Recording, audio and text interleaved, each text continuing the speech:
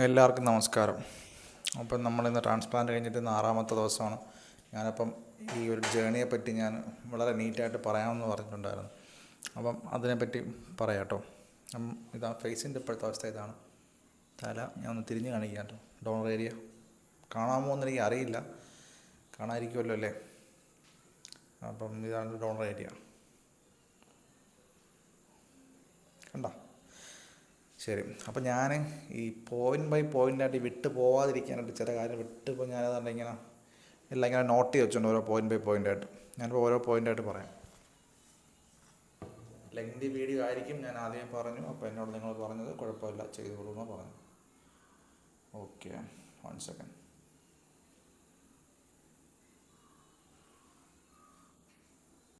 അപ്പോൾ എൻ്റെ first point planning ആണ്. ഞാനിത് എങ്ങനെ പ്ലാൻ ചെയ്തു എന്നുള്ളതാണ്. ആക്ച്വലി ഇതിൻ്റെ പ്ലാനിങ് എനിക്ക് 2-3 വർഷം മുന്നേ പ്ലാനിങ് ഉണ്ട്. അപ്പോൾ എനിക്ക് ഈ ഒരു ഏരിയയിൽ എനിക്ക് നല്ല തിന്നിങ്ങാണ് ആദ്യം സംഭവിച്ചത്. ഈ ഉച്ചിയിലോട്ട് എനിക്ക് ഡബിൾ ഉച്ചയാണ്.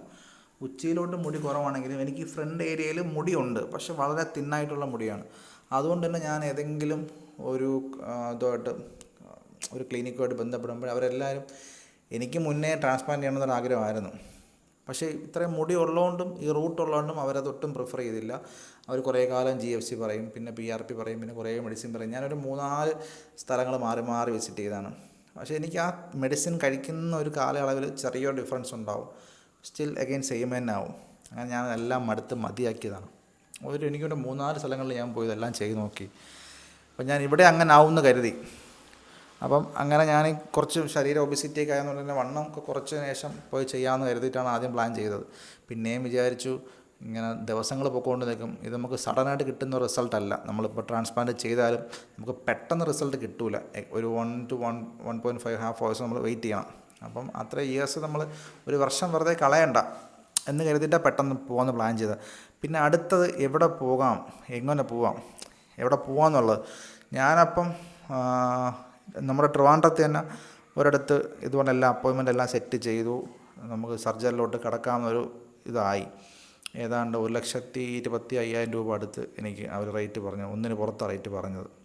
ഞാനും ഓക്കെ ചെയ്യാം എന്നുള്ള കണ്ടീഷനിലായിരുന്നു. അപ്പോൾ ആ ടൈമിൽ ബ്ലഡ് ടെസ്റ്റ് ചെയ്ത ടൈമിൽ BP നല്ല വേരിയേഷൻ ഉണ്ടായിരുന്നുകൊണ്ട് തന്നെ അത് ചെയ്തില്ല, അതങ്ങനെ സ്കിപ്പായിപ്പോയി. അപ്പോൾ എഗെയിൻ ഒരു വർഷം കൂടി പോയി. അപ്പോൾ അങ്ങനെ പിന്നെയും ഇങ്ങനെ ചെയ്യണം, കാര്യം മുടി ഇല്ലല്ലോ. അപ്പോൾ നമുക്ക് മുടി ഉണ്ടെങ്കിൽ നമുക്ക് കുറച്ചും കൂടി നല്ലതായിരിക്കും. അത് മുടിയില്ലാത്തവർക്ക് മാത്രമേ മനസ്സിലാവുള്ളൂ, വേറെ ആർക്കും മനസ്സിലാവില്ല ആ ഒരു ഫീലിംഗ്. അപ്പോൾ അങ്ങനെ എഗെയിൻ ചെയ്യണം എനിക്ക്. അപ്പോൾ ഞാൻ എവിടെ ചെയ്യാമെന്നുള്ളത് ഞാനിങ്ങനെ സെർച്ച് ചെയ്യാം. അപ്പോൾ ഇങ്ങനെ നോക്കി വന്ന ടൈമിൽ ഒത്തിരി റിസൾട്ട് ഉള്ളതായിട്ട് ഞാൻ ആദ്യം കണ്ടത് HSN, ബാംഗ്ലൂർ HSN. അപ്പോൾ അവർക്ക് തന്നെ ചെന്നൈയിലും കോയമ്പത്തൂരും ബ്രാഞ്ചസ് ഉള്ളതായിട്ട് കണ്ടു. ഞാനപ്പം അത് റിലേറ്റഡ് ആയിട്ടുള്ള ഒരുപാട് വീഡിയോസ് ഞാൻ റെഫർ ചെയ്തു. അപ്പോൾ ഒത്തിരി ആൾക്കാർ അവിടെ പോയിട്ട് നല്ല അഭിപ്രായം, ഡോക്ടറിൻ്റെ നല്ല ഇൻ്റർവ്യൂസ് കിടപ്പുണ്ട്, അതൊക്കെ നോക്കി. അപ്പോൾ നോക്കുന്ന ടൈമിൽ ആ ഹോസ്പിറ്റൽ 5 ഇയേഴ്സിന് മുകളിൽ എക്സ്പീരിയൻസ്ഡ് ആണെന്നുള്ളത് ഞാൻ മനസ്സിലാക്കി, പല വീഡിയോസ് നട്ടത് മനസ്സിലാക്കി. അങ്ങനെ എനിക്കൊരു ഡൗട്ട് വന്നു പറഞ്ഞാൽ, ഒരു 2 കൊല്ലം മുന്നേ ഒരു പുള്ളി ഒരു വീഡിയോ ചെയ്തിട്ടുണ്ട്. HSNൽ പോയി ഞങ്ങളത് ചെയ്തു, നല്ല റിസൾട്ട് കിട്ടി. എഗെയിൻ അതേ പുള്ളി തന്നെ റീസെൻ്റായിട്ട് വീഡിയോ ചെയ്തേക്കുന്നത് HNS. അപ്പോൾ അവിടെ ഒരു പേരിനൊരു ചെറിയ വ്യത്യാസം വന്നു. ഞാൻ ചോദിച്ചു എന്താ വല്ല കോപ്പി വല്ലതും ആയിരിക്കുമോ. അപ്പോൾ അതെന്താണെന്ന് ഞാൻ കമൻ്റ് ഇട്ട് ചോദിച്ച ടൈമിൽ എനിക്കത് മനസ്സിലായി. ഡോക്ടറിൻ്റെ എന്തോ ഫാമിലി ഇഷ്യൂമായിട്ട് ബന്ധപ്പെട്ട് കോയമ്പത്തൂരുള്ള ഇത് HSN എന്നുള്ളത് റീപ്ലേസ് ചെയ്തിട്ട് HNS എന്നാക്കിയതാണ്. ഡോക്ടർ സെയിമാണ്, അവിടെയുള്ള ബാക്കി എൻ്റെ ടീം എല്ലാം സെയിം തന്നെയാണ്, വേറെ ബുദ്ധിമുട്ടൊന്നും ഇല്ല എന്നുള്ളത് കൺഫേം ആക്കി ഞാൻ ആദ്യം. അപ്പോൾ അതാണ് എൻ്റെ പ്ലാനിങ്. ഹോസ്പിറ്റൽ HNS ആണ്, കോയമ്പത്തൂരാണ്, HNS. ഓക്കെ. അപ്പം എനിക്കവിടെ പോകണം. അപ്പോൾ ഞാനവിടെ പോകാനായിട്ടുള്ള പ്ലാൻ, ഞാനിത് പെട്ടെന്ന് പ്ലാൻ ചെയ്തതായതുകൊണ്ട് തന്നെ എനിക്ക് ട്രെയിൻ ടിക്കറ്റൊന്നും അവൈലബിൾ ആയിട്ട് കിട്ടിയില്ല. പിന്നെ ഒരു 9-10 മണിക്കൂർ അടുപ്പിച്ച് ജേർണി ഉള്ളതുകൊണ്ട് തന്നെ ഈ തൂങ്ങി വലിഞ്ഞു പോകാനുള്ളൊരു മൈൻഡ് സെറ്റും ഇല്ലായിരുന്നു. സോ ഞാൻ റെഡ് ബസ്സിൽ നിന്ന് ബസ് ട്രാവൽ ബുക്ക് ചെയ്താണ് പോയത്. എനിക്ക് തോന്നുന്നു ഒരു 1,200 രൂപ 1,000 രൂപ ആ റേഞ്ചാണ് വൺ സൈഡ്. രാത്രി 9:30 മോഡൽ സ്കൂൾ ജംഗ്ഷനിൽ നിന്ന് ബസ് ഇറക്കുന്നു. രാവിലെ ഒരു 8 മണി 7 മണി ആവുന്ന ടൈമിൽ കോയമ്പത്തൂർ എത്തുന്നു. അപ്പോൾ കോയമ്പത്തൂർ എത്തിയതിന് ശേഷം എനിക്ക് ഹോസ്പിറ്റൽ തുറക്കുന്നത് ആക്ച്വലി 9 മണിക്ക് ശേഷമാണ്. 9 മണിക്ക് ശേഷമേ ഹോസ്പിറ്റൽ നമുക്ക് തുറന്ന് കിട്ടുള്ളൂ. അതിന് മുന്നേ അവിടെ പോയിട്ട് പ്രത്യേകിച്ച് കാര്യമൊന്നുമില്ല. അപ്പോൾ ഒരു 2-3 മണിക്കൂർ ഡോക്ടറിൻ്റെ ഫസ്റ്റ് അപ്രോച്ചാണ്. സോ ഒന്ന് കുളിച്ച് വൃത്തിയായിട്ടൊക്കെ പോകണ്ടേ. അപ്പോൾ ഞാൻ അവിടെ ആദ്യം റാഡ്സൺ എന്ന് പറഞ്ഞൊരു ഡോർമെട്രി, അവിടെ പെർ ഹെഡിന് 150 രൂപയേ ഉള്ളൂ, 24 അവർ ടൈം. അപ്പോൾ ഞാൻ അതെടുക്കാമെന്ന് ആദ്യം കരുതിയത്, പിന്നെ ഞാനത് എടുത്തില്ല.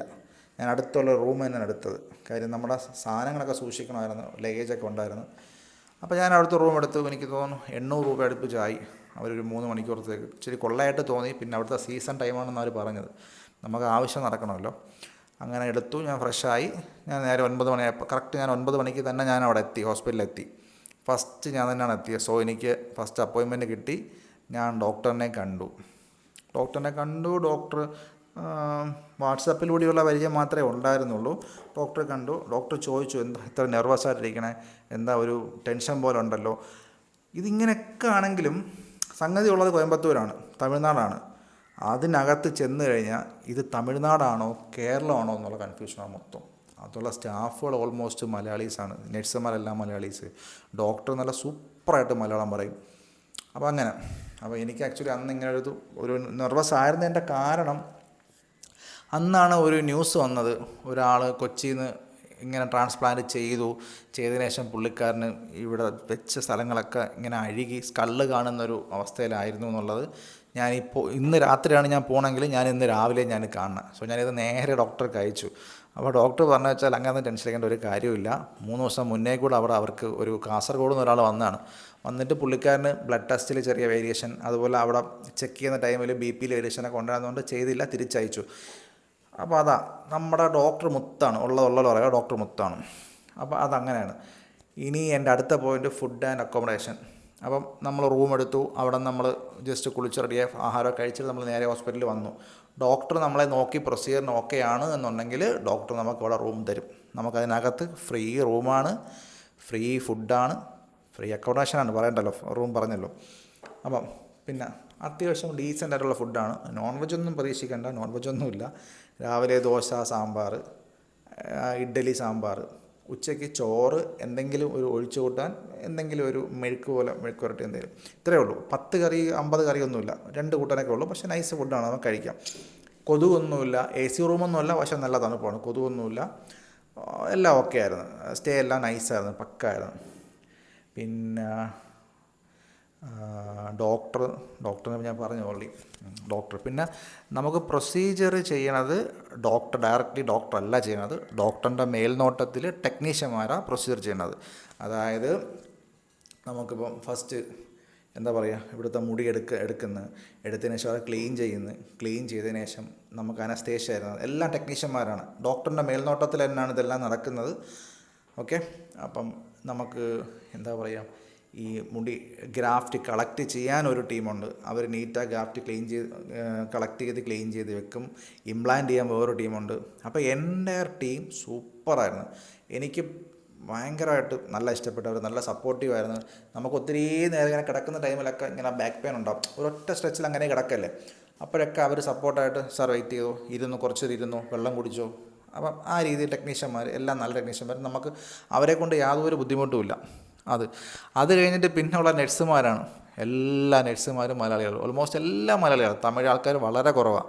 അതുപോലെ തന്നെ അവിടെ വരുന്ന ആൾക്കാരും തമിഴ് ആൾക്കാർ വളരെ കുറവാണ്. ഞാനവിടെ പോയപ്പോൾ എൻ്റെ കൂടെ തന്നെ ചെയ്യുന്ന 3 പേരുണ്ട്. 3 പേരും മല്ലൂസാണ്. എല്ലാം ട്രിവാൻഡ്രമല്ല, കേരളത്തിലുള്ള ആൾക്കാർ തന്നെയാണ്. ബാക്കി നമ്മൾ നിന്നപ്പോഴും വന്നതും പോയതും എല്ലാം കേരളക്കാരാണ്. ഞാനപ്പോൾ അവരോട് ചോദിച്ചു, ഇവിടെ നിങ്ങൾ തമിഴ് ആൾക്കാരൊന്നും ചെയ്യൂലേ? അപ്പോൾ അവർക്കും ഡൗട്ടാണ്. തമിഴ് ആൾക്കാരൊന്നും കാണാനില്ല, വരുന്ന മൊത്തം മലയാളികൾ തന്നെയാണ് ഇവിടെ. അപ്പോൾ അത് നഴ്സുമാർ കാര്യം. പിന്നെ നഴ്സുമാർ നല്ല കെയർഫുള്ളായിരുന്നു. അതായത് നമുക്കിപ്പോൾ പ്രൊസീജിയർ നടക്കുകയാണെന്ന് വെച്ചോ, കുറച്ച് നമ്മൾ ഈ ഒരു ക്ഷീണം കാണിക്കുമ്പോൾ തന്നെ അവരടുത്തും ചോദിക്കും, അണ്ണ ഏതാச்சுം സാപ്പിട്றீங்களா, ഇല്ല തണ്ണി ഏതാச்சுം വേണമോ, തല ചുറ്റുതാ, അങ്ങനെ എല്ലാവരും ചോദിക്കും. അവർ ഫുൾ കെയർഫുള്ളായിരുന്നു അവർ നമ്മളെ പറ്റിയിട്ട്. നമുക്ക് വെള്ളം വേണോ, എല്ലാത്തിനും ആളുണ്ട്. എനിക്ക് തോന്നുന്ന ഒരു 10-30 നഴ്സുമാരാണ് ആ ഹോസ്പിറ്റലിനകത്ത്. ഇഷ്ടംപോലെ നഴ്സുമാർ, എപ്പോഴും നോക്കിയ നഴ്സുമാരാണ്. മാലാഖമാർ പറന്ന് നടക്കുകയാണ് ഏതിനും. രാത്രി 12 മണിക്ക് ഒരു ആവശ്യമുണ്ടെങ്കിലും ഡ്യൂട്ടിക്ക് നേഴ്സുണ്ട്, അവർ സുഖമായിട്ട് വരും. എനിക്കിത് ചെയ്ത് കഴിഞ്ഞതിന് ശേഷം രാത്രി ഒരു നീര്, ഇങ്ങനെ ബ്ലഡും നീരും എല്ലാം കൂടി പില്ലോയിൽ പറ്റി. ഞാൻ വിളിച്ചപ്പോഴേ അവർ ഓടി വന്ന് പില്ലോ കവർ മാറ്റിയിട്ട് വന്ന് നല്ല കെയർഫുള്ളായിട്ടാണ് അവർ ഡീൽ ചെയ്തത്. ഓക്കെ, അപ്പം നഴ്സുമാർ കഴിഞ്ഞു. പിന്നെ ഹോസ്പിറ്റാലിറ്റി ഞാൻ ഓൾറെഡി പറഞ്ഞല്ലോ, എല്ലാവരും നല്ല കെയർഫുള്ളായിരുന്നു നമ്മളെ പറ്റിയിട്ട്.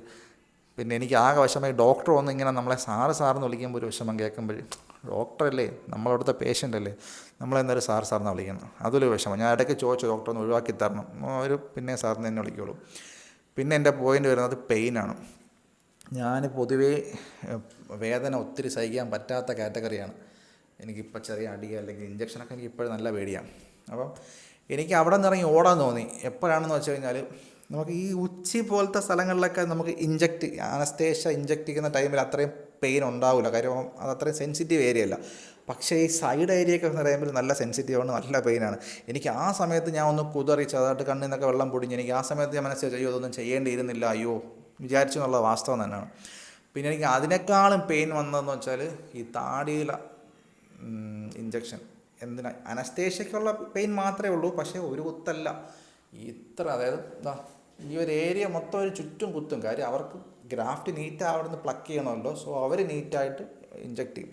പെയിൻഫുള്ളാണ്, പക്ഷേ ഞാൻ അവരെ ഒത്തിരി ബുദ്ധിമുട്ടിച്ചു. എല്ലാ ആൾക്കാർക്കും ചില ആൾക്കാർക്ക് നല്ല പെയിൻ താങ്ങാനുള്ള ശേഷി കാണും. എനിക്ക് അത്രയും ശേഷി ഇല്ലാത്തതുകൊണ്ടായിരിക്കും എനിക്ക് നല്ല ഇതായിരുന്നു. ഞാൻ അവരെ ഒത്തിരി ബുദ്ധിമുട്ടിച്ചായിരുന്നു. അതിലൊന്നും അവർക്ക് പിണക്കോ പരിവോ ഒന്നുമില്ല. അവർ നമ്മുടെ കൂടെ നല്ല കോപ്പറേറ്റീവായിട്ട് സാർ വെയിറ്റ് ചെയ്തു, അതൊക്കെ ചെയ്യാം. പിന്നെ അവരാകെ പറയുന്നത് പറഞ്ഞാൽ കുതറരുത്, നമ്മൾ ചെയ്യുമ്പോൾ കുതറിയാൽ കീറാനുള്ള സാധ്യത ഉണ്ടല്ലോ, അത് മാത്രം. അപ്പോൾ അതാണ് എനിക്ക് പെയിനെ പറ്റി. പിന്നെ ഇതിന് ശേഷം നമുക്ക് അങ്ങനെ പെയിനൊന്നുമില്ല. പിന്നെ ഈ ഒരൊറ്റ സ്ട്രെച്ചിൽ കിടക്കുമ്പോൾ നമുക്ക് ശരീരത്തിനുണ്ടാകുന്ന ചെറിയൊരു ബോഡി പെയിനും അതൊക്കെ അല്ലാതെ വേറെ പ്രശ്നങ്ങളൊന്നുമില്ല. പിന്നെ അത്രയേ ഉള്ളൂ പെയിനെ പറ്റി പറയാനായിട്ട്. പിന്നെ ഈ ആഫ്റ്റർ HT ഫുഡ് ഹെയർ ട്രാൻസ്പ്ലാന്റിന് ശേഷമുള്ള കുറച്ച് ബുദ്ധിമുട്ടെന്ന് വെച്ചാൽ നമുക്ക് നോൺ വെജ് ഒന്നും കഴിക്കാൻ പറ്റില്ല. പൊരിച്ച മീനോ അല്ലെങ്കിൽ മുട്ടയുടെ മണമൊന്നും ഇല്ലാതെ ആഹാരം ഇറങ്ങാത്ത ആൾക്കാർക്ക് ഒരു 21 ദിവസത്തേക്ക് ടാസ്ക് ആയിരിക്കും. അവർ പൂർണ്ണമായിട്ട് ഒഴിവാക്കാനാണ് പറഞ്ഞേക്കുന്നത് സ്ട്രിക്ട്ലി. പിന്നെ ഞാൻ ഇന്നലെയൊക്കെ പറഞ്ഞ കണക്ക് മാങ്ങ, പൈനാപ്പിൾ, അങ്ങനെ ഏതൊക്കെയോ 3-4 ഐറ്റംസ് കഴിക്കേണ്ടതെന്ന് പറഞ്ഞു. അപ്പോൾ അതാണ് ഫുഡിനെ പറ്റിയിട്ട് പറയാനുള്ളത്. 7 ദിവസം വരെ ഇത് കഴിക്കേണ്ട, മാങ്ങ ഒന്നും കഴിക്കേണ്ട. 7ാമത്തെ ദിവസം കഴിഞ്ഞതിന് ശേഷം നമുക്ക് മുട്ട കഴിക്കാം, ഡെയിലി ഒരു മുട്ട വെച്ചിട്ട് കഴിക്കാം. പിന്നെ 14 ദിവസം, അതായത് 3 ആഴ്ചയ്ക്ക് അഗെയിൻ 2 ആഴ്ച ബാലൻസ് അല്ലേ, അത് കഴിഞ്ഞതിന് ശേഷം പ്രോപ്പറായിട്ട് നിങ്ങൾക്ക് നോൺ വെജ് എടുക്കാം, വേറെ ബുദ്ധിമുട്ടൊന്നുമില്ല. അപ്പോൾ ഇത്രയും മാത്രമേ ഇപ്പോൾ പറയാനുള്ള അവകാശമൊക്കെ എനിക്കുള്ളൂ. കാര്യം എനിക്ക് ഈ 6 ദിവസം ആയിട്ടുള്ളൂ. ഇതിന് ശേഷം എന്തെന്നുള്ളത് നാളത്തെ കാര്യമാണ്, നാളത്തേക്ക് ശേഷം പറയാം. അപ്പോൾ ഞാൻ ഓൾമോസ്റ്റ് എല്ലാം കവർ ചെയ്തു എന്ന് തോന്നുന്നു അല്ലേ.